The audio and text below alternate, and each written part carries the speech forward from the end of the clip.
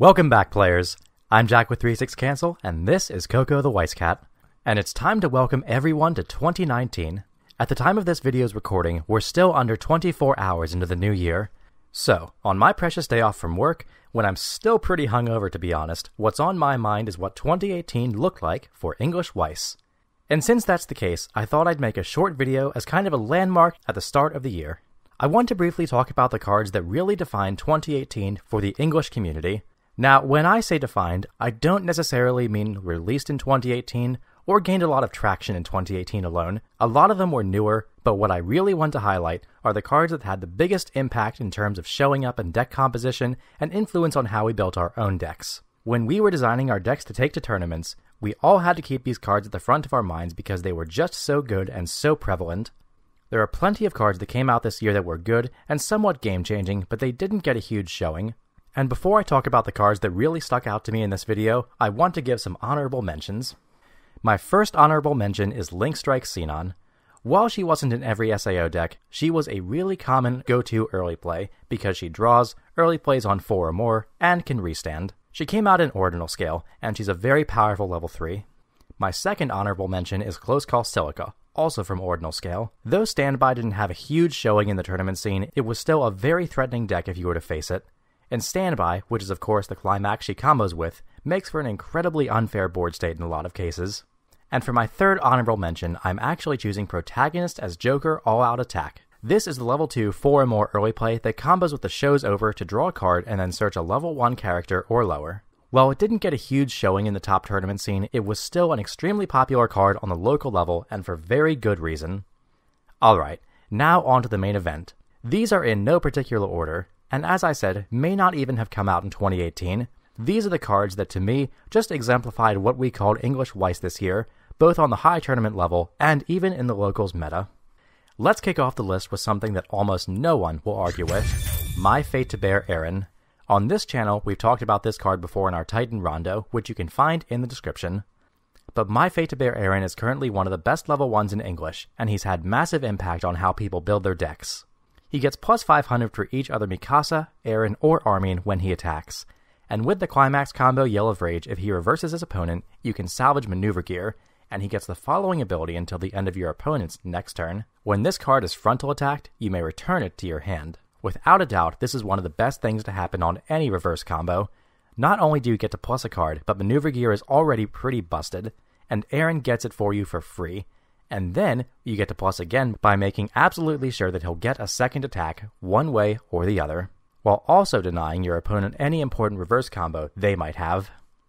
The introduction of My Fate to Bear Aaron was game-changing. It made people super wary of putting things out there that could just be reversed willy-nilly at level 1, because the advantage he could generate was just so large that it would be a huge misplay to let it happen if you could help it.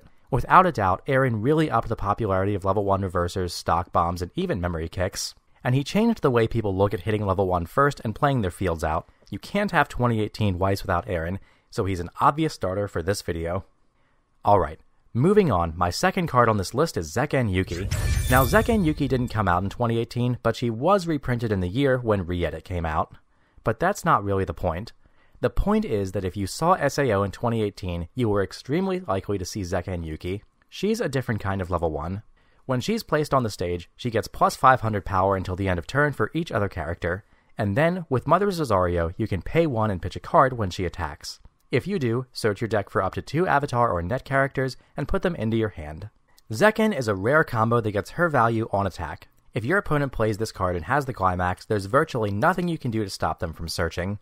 Not only that, she's a threatening presence because on the attack, she can get pretty big, and she stays invulnerable to level reversers across your opponent's turn. The amount of compression you can get with this card is outrageous, and being that her Climax is a bar and you can keep searching her out with her own effect, the value just compounds. This card hard enables a lot of SAO builds and makes them a lot more threatening, and it sets the bar for what we want in a level 1 combo.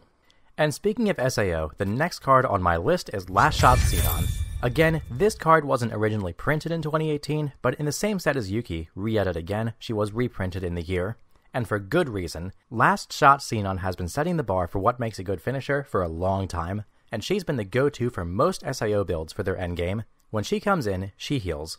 Then, with the Climax combo Phantom Bullet, when she attacks, you can pay 2 and pitch 1. If you deal 4 damage to your opponent, and then if this damage is cancelled, this card gets plus 3500 until the end of your opponent's next turn. And also, when this card is reversed, put it into your memory. Pay 2 and pitch 1 to deal 4 on attack is amazing without any question. Sure, 4 is a big number and likely to get cancelled, but if even one of these hits, it's pretty much game over. And it's an extra attack for an average cost. Not only that, if she misses, she's impossible to get rid of, and she gets the power before combat on that turn. So put that in your pipe and smoke it. Last Shot Xenon has been the bar at which we've been judging what makes a good level 3, and she brings a lot to the table in one card.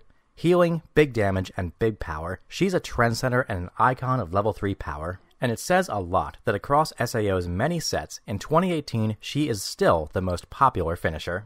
But moving right along, I promise we're getting away from Sword Art, because our next card on the list is from Bang Dream. I know, big change, right? Well, it kind of is, because it's another iconic level 1 combo that made some serious changes to the meta. Crystal Song Yukina is an extremely simple level 1 from the Bang Dream Set 2 trial deck. Her only ability is that on attack, if you have her climax and another blue character, you get to top check 4 and add a Mesa character. She's only 5k and she has no other bells and whistles, but despite that, she appears in almost every Bang Dream list. Why is that? Well, when she came out, she had another big impact on how people looked at level 1. Instead of doing something incredibly broken when she reversed her opponent, she does her bit on attack for free. There just isn't much at all in English Weiss that adds a card to your hand for free on attack at level 1. It made people think to themselves, you know, if I get mine, which I will, it matters a lot less to me if my opponent gets his. Not only that, Yukina's power is low enough that if you really want to, you can run her into something and not have her stick around to be cannon fodder for your opponent's reverse combos. But still, she's an easier body to target for reversers, so with her addition to the game, people actually weren't as afraid to be running reverse combos. Because Bang Dream sucks up a huge part of the meta, but it's important to realize that the set is so good for a multitude of other reasons. But that said, it's important to consider that this card also had an impact of how people thought about what makes a good level 1 combo. They started leaning toward the idea that their combos should be more like Yukina, unstoppable, uninteractable, and free. Maybe in English you'll see more decks move to this idea in the coming year. But of course, no one can really say. Alright, so we've already seen 3 level 1 combos on this list, but only 1 level 3. And this is because, frankly, there just wasn't a level 3 printed for a long time that was as good on its own as Last Shot Xenon. But Bang Dream changed a lot of things, so we're going to stay on the blue Bang Dream train and talk about another Yukina, particularly Birdcage Diva Yukina, which may have unseated even Last Shot Xenon as currently the most powerful level 3 in English Weiss. That's quite a claim, so what does she do? Well, when she comes in, she heals, and on your turn she gets plus 500 for each other music character you have, so she's a big healer. But here's where the power comes in. With her climax combo, on reverse you can pay 3 and pitch 2. If you do, deal 2 damage to your opponent, then deal 2 damage to your opponent. Holy shit, so burn 2 twice?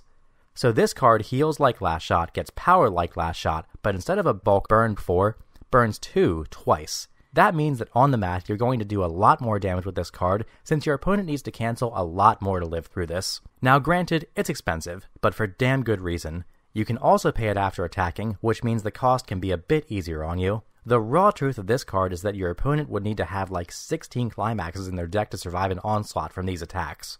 The idea that a card can have this many attacks rolled into one is nothing short of insane. And it's 2 and 2, which can finish your opponent, unlike a 1 and 1 combo, which means this is 7 damage across 3 attacks with just 1 card, and that's 3-0 to dead. What this card did in terms of influence is make people a bit more appreciative of anti-damage counters like Compass, Darkness Plan, Opposition by the Shield, and even Fuka. And of course, it also made people far more wary about leaving characters in the front row when their opponent hits level 3. It's also worth mentioning that this card currently holds the title of most expensive SSP in English, commanding a price of over $1,000, and it's probably going to hold both titles I've given it for a long time to come. Alright, so even though this list is drawing to a close, I've actually got 3 cards to cover yet, but it would be extremely tough to cover any of them without the others, because they all come together to form a combination you're going to see just about every time you play against Love Live Sunshine. It's the Red Mirai Ticket early play combo, which together are all the red double rares in the extra booster. Basically, the way this works is if you have the level 2 in your clock, one of the level 3s gets early play, and then when you play it, you can pay 1 and grab the other one from the waiting room. That's pretty damn good already, and we haven't even told you just what they do.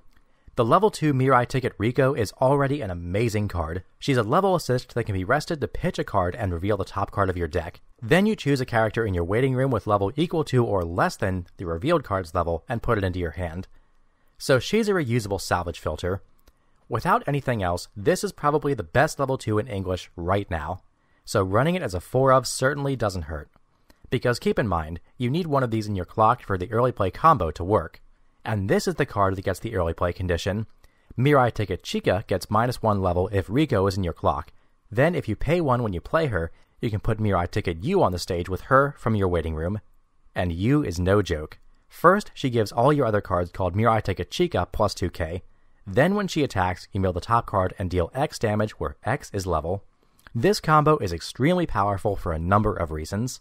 Looking at it as a whole, you can have a 13-5, an 11-5, and a soft Musashi on the board, along with a reusable salvage filter starting at 2-1.